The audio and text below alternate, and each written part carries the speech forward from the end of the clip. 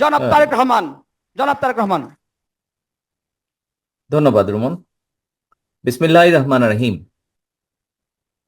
আমরা বিএনপি পরিবার কর্তৃক আয়োজিত আজকের এই অনুষ্ঠানের সম্মানিত সভাপতি আতিকুর রহমান রুমন, একমাত্র ক্ষমতা বাংলাদেশের মানুষের, এবং পৃথিবীতে আমরা মুখে সকলেই গণতন্ত্রের কথা বলি। সমগ্র পৃথিবীতে গণতান্ত্রিক ব্যবস্থা বলতে যা বোঝায় সেটি হচ্ছে নির্বাচন। নির্বাচনের মাধ্যমেই জনগণ তাদের মতামত ব্যক্ত করে থাকেন। সেটি আগেই বলেছি আমি, সেটি ইউনিয়ন পরিষদ হোক, সেটি জাতীয় পর্যায়ের হোক, নির্বাচনের মাধ্যমেই জনগণ তাদের মতামত প্রকাশ করে থাকে। নির্বাচনের মাধ্যমেই জনগণ সিদ্ধান্ত নিয়ে থাকে তারা কি চায়। নির্বাচনের মাধ্যমে জনগণ তার জবাব দিয়ে থাকে, তারা দেশকে কি বলতে চায়, তারা রাজনীতিবিদ সহ সকলকে কি বলতে চায়। নির্বাচনের মাধ্যমেই জনগণ এসব কাজ করে থাকে। কাজেই জনগণের অধিকার যদি জনগণকে ফিরিয়ে দিতে হয়, দেশ কিভাবে কি হবে এই বিষয়ে সিদ্ধান্ত সম্পূর্ণ জনগণের। আমরা জনগণের অধিকার যত দ্রুত জনগণের কাছে ফিরিয়ে দিতে পারবো, জনগণের অধিকার যত দ্রুত আমরা এই দেশে প্রতিষ্ঠিত করতে পারবো, প্রিয় উপস্থিতিবৃন্দ, আমি বিশ্বাস করি তত দ্রুত আমরা দেশকে ধ্বংসের দ্বার প্রান্ত থেকে ফিরিয়ে আনতে আবার সক্ষম হব। আমি আর আজকে কথা বাড়াবো না। কথা শেষ করার আগে আমি আমি মহসিন সাহেবের একটি কথা আমি একটু প্রসঙ্গক্রমে তুলতে চাই। মহসিন সাহেব ওনার বক্তব্যে একটু আগে বলেছিলেন যে খুব সম্ভব বিদেশি কোনো জার্নালিস্টের সাথে বোধহয় কথা হচ্ছিল এবং তারা বলেছে তারা আমার বক্তব্য বা আমাকে তারা পছন্দ করে না।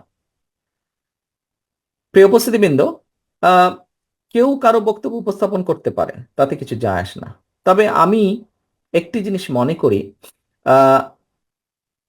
কোনো জাতীয়তাবাদী শক্তিকে কখনোই বিদেশিরা পছন্দ করে না। জাতীয়তাবাদী শক্তি মানেই দেশের পক্ষের শক্তি, দেশের পক্ষে কথা বলে, দেশের মানুষের পক্ষে কথা বলে। কাজেই অন্য একটি দেশের মানুষ এই দেশের মানুষের পক্ষে যেরকম থাকবে, আমরা বিভিন্ন সময় অতীতে দেখেছি বিপক্ষেও থাকে। তারা তাদের স্বার্থ রক্ষা করে, এই দেশের মানুষের স্বার্থ তারা দেখে না। সবাই যে একরকম তা না। কাজেই তাদের মধ্যেও যেমন এপাশ আছে ওপাশ আছে। কাজেই সামগ্রিকভাবে বলতে পারি জাতীয়তাবাদী শক্তিকে কখনোই বিদেশিরা পছন্দ করতে চায় না। এই বিষয়টি আমাদের মনে রাখতে হবে। যারা দেশের পক্ষে কথা বলে, যারা দেশের মানুষের পক্ষে কথা বলে, অধিকাংশ বিদেশিদের হয়তো তাদেরকে পছন্দ করার কোনো কারণ নেই। এই বিষয়টি আমাদেরকে মনে রাখতে হবে। আর এখানে আমি যখন এই অনুষ্ঠানে জয়েন করি তখন বুলবুল আহমেদ সাহেব বক্তব্য রাখছিলেন। এই বিষয়টি প্রসঙ্গটি মহসিন সাহেব ওনার বক্তব্যে তুলে ধরেছেন। ওনারা একটি সোভিনিয়ার বের করতে চাইছেন।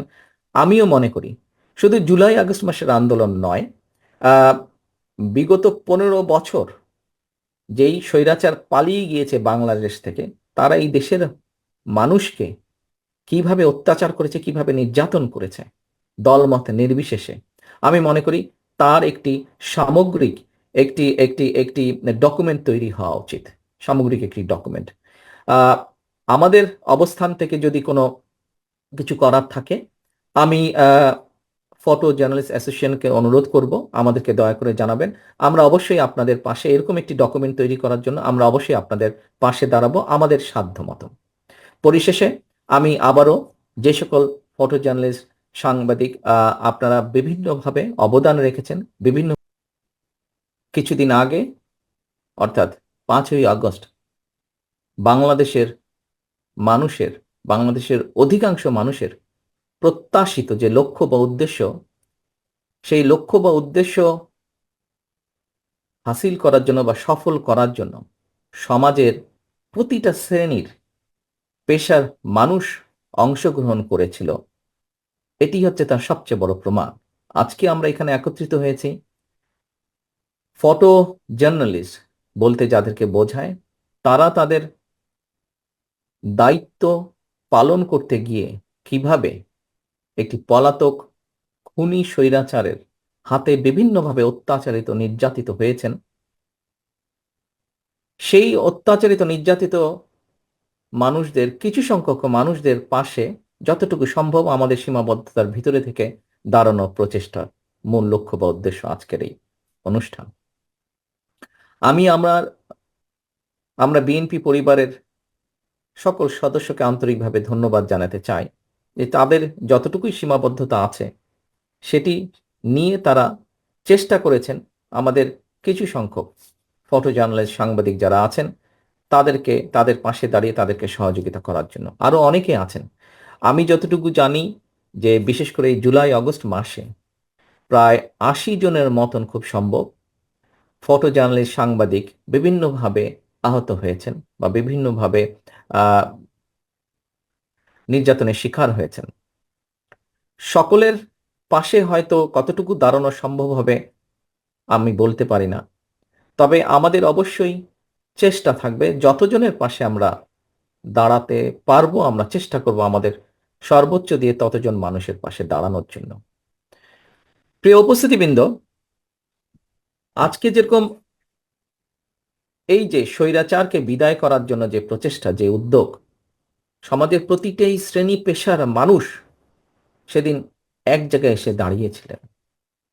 সেদিন প্রমাণ হয়েছে যে দেশটা আসলে সকলের, দেশটা কোনো বিশেষ গোষ্ঠী, কোনো বিশেষ দল কারো না, দেশটা সবার, কোনো একক কারণ নয়, দেশটি সবার।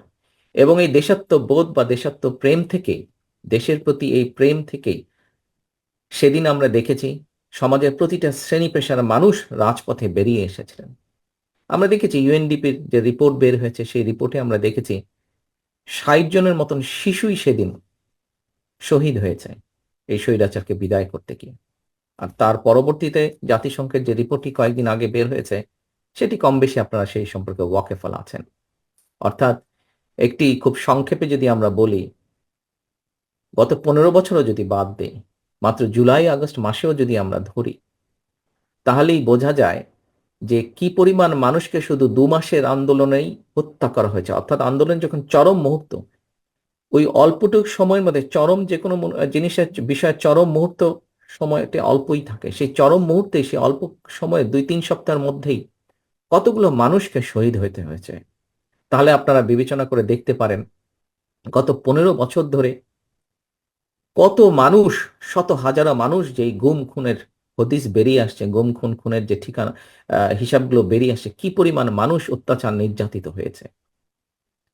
প্রিয় সহকর্মীবৃন্দ, আজকে যে মানুষগুলোকে ঘিরে আমরা এখানে একত্রিত হয়েছি তাদের পেশা, এখানে আলোচকবৃন্দ আলোচনা করেছেন, তাদের পেশার একটি অন্যতম মূল বৈশিষ্ট্য বা লক্ষ্য হচ্ছে তারা যেরকম মানুষের দুঃখ, কষ্ট, অত্যাচার, নির্যাতনকে, অনেক কথাকে শুধুমাত্র একটি ছবির মাধ্যমে